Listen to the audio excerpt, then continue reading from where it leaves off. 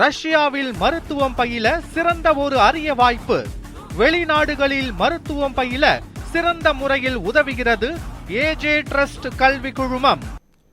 சென்னை புளியந்தோப்பு காந்தி நகர் பகுதியில் கஞ்சா வைத்திருந்ததாக கூறி நந்தகுமார் என்பவரை போலீசார் கைது செய்ய சென்றபோது அவரது வீட்டில் இருந்த பெண்களை காவலர் ஒருவர் சரமாரியாக தாக்கும் வீடியோ சமூக வலைதளங்களில் வைரலாகி வருகிறது.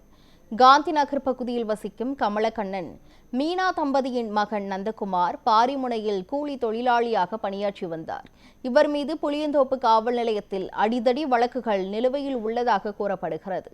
இந்த நிலையில் நந்தகுமார் தனது வீட்டில் கஞ்சாவை வைத்து விற்பனை செய்வதாக கூறி புளியந்தோப்பு காவல் நிலைய போலீசார் நந்தகுமாரை கைது செய்ய சென்றனர். அப்போது நந்தகுமார் கஞ்சா விற்பனையில் ஈடுபடவில்லை என்றும் வீட்டிற்கு வந்து கஞ்சாவை வைத்துவிட்டு பொய் வழக்கு போட முயற்சி செய்வதாகவும் கூறி போலீசாரிடம் நந்தகுமாரின் உறவினர்கள் வாக்குவாதத்தில் ஈடுபட்டனர்.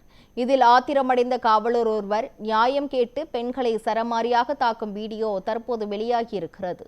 உண்மையான கஞ்சா வியாபாரிகளை விட்டுவிட்டு கணக்கு காட்டுவதற்காக அப்பாவிகள் மீது போலீசார் கஞ்சா வழக்கு பதிவு செய்வதாக அவர்கள் குற்றம் சாட்டியுள்ளனர்.